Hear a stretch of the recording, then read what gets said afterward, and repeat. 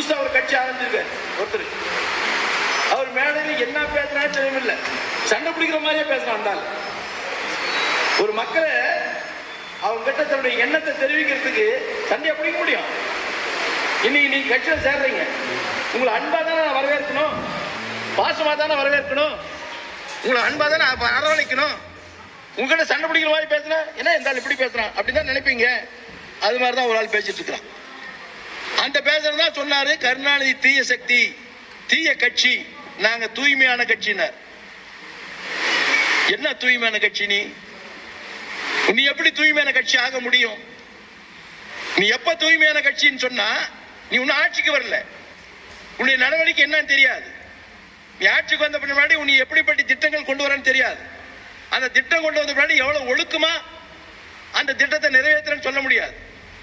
ரெண்டாவது, உன்னுடைய கட்சியிலேயே நீ ஆரம்பிக்கும் போது உன்னுடைய ரசிகரோடு ஆரம்பிச்ச. அந்த ரசிகரோடு ஆரம்பிச்சா ஒரு தனித்தன்மை உள்ள கட்சின்னு சொல்லலாம். இன்னைக்கு பல்வேறு கட்சியிலிருந்து உன்னோட வந்திருக்காங்க. அப்படி வந்தவங்க யார் தெரியுமா?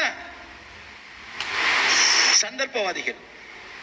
எங்க இடம் கிடைக்கும், எங்க வாய்ப்பு கிடைக்கும், எங்க வசதியான தலைமை பொறுப்பு கிடைக்கும், அங்க கிடைச்சா எங்க அடுத்த தேர்தல் நாம ஒரு பதவிக்கு வரலாம் அப்படின்னு நினைக்கிறவங்க தான் உன்னோட சேர்ந்திருக்காங்க.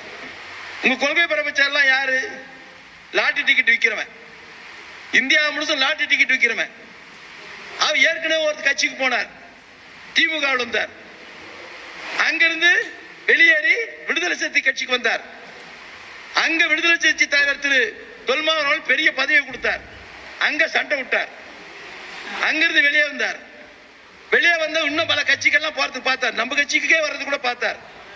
நம்ம கட்சியில எல்லாம் வந்தவரை உயர்ந்த இடத்துக்கெல்லாம் வந்துட முடியாது. ஏன்னா அது உழைக்கிறவனுக்கு கட்சி.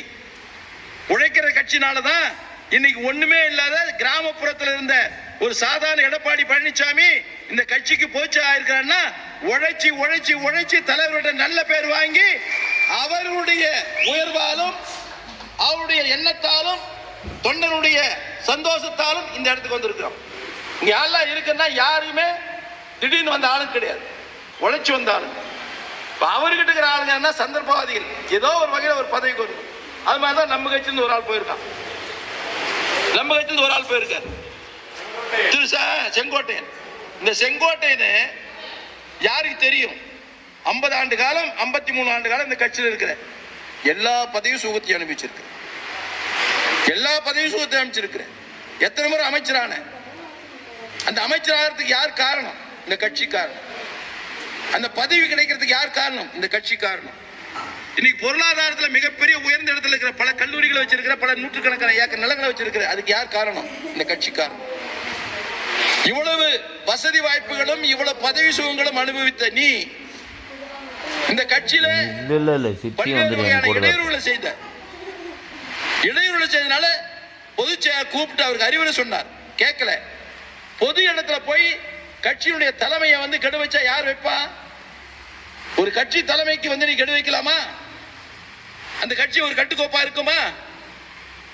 அந்த கட்சி தானா எங்க உடைஞ்சிடல, வேற வழி இல்லை. கட்சியில இருந்து எடுத்தோம் 55 ஆண்டு காலம் 50 ஆண்டு காலம் அனுபவிச்ச நீ அங்க போயிட்டு புரட்சி தலைவர் எம்ஜிஆருக்கு அடுத்து புரட்சி தளபதி விஜய் சொல்ற வெக்கமா இல்ல? இப்படிப்பட்ட கலவையான மக்கள் தான் அந்த கட்சியில் இருக்கிறாங்க. அதனால அவருக்கு ஒரு கருத்தை சொல்றேன், அது தூய்மை கட்சி இல்ல, கலப்பட கட்சி. எப்படி கலப்பட கட்சினா, செங்கோட்டம் போயிருக்கிறார், இன்னொரு கட்சியிலிருந்து போயிருக்கிறார். இந்த கட்சியில கொள்கை இல்லாம உங்ககிட்ட வந்திருக்காரு.